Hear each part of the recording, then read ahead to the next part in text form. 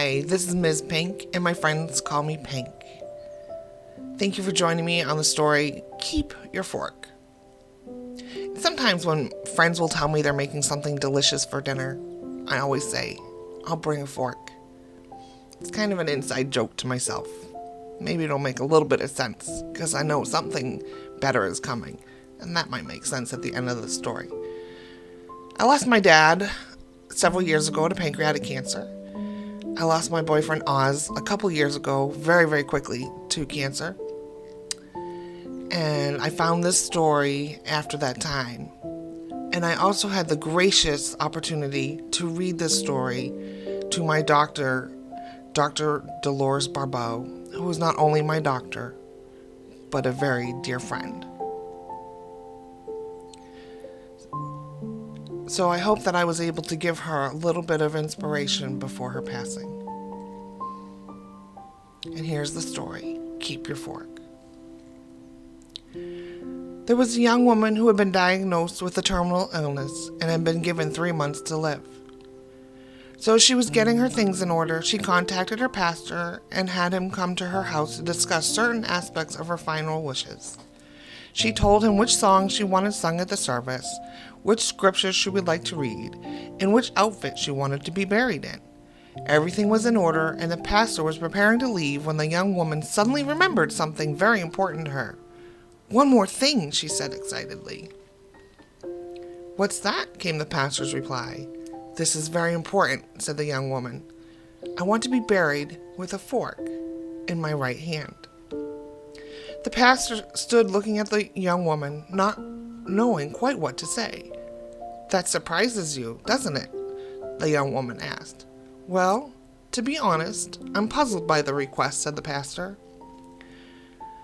The young woman explained, "My grandmother once told me this story, and from that time on, I have always tried to pass its message along to those I love and those who are in need of encouragement.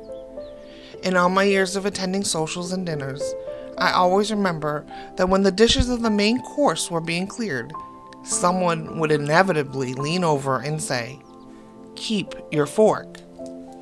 It was my favorite part because I knew something better was coming, like velvety chocolate cake or deep dish apple pie. Something wonderful and with substance. So I just want people to see me in the casket with a fork in my hand, and I want them to wonder, what's with the fork? Then I want you to tell them, keep your fork.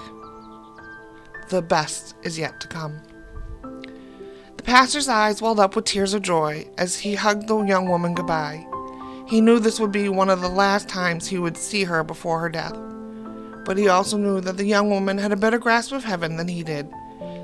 She had a better grasp of what heaven would be like than many people twice her age. With twice as much experience and knowledge, she knew something better was coming. At the funeral, people were walking by the young woman's casket, and they saw the cloak that she was wearing and the fork placed in her right hand. Over and over, the pastor heard the question, "What's with the fork?" And over, he smiled. During his message, the pastor told the people of the conversation he had with the young woman shortly before she died.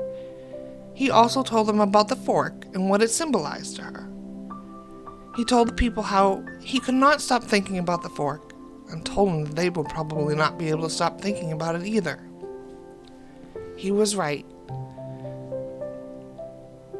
So the next time you reach down for your fork, let it remind you, ever so gently, that the best is yet to come.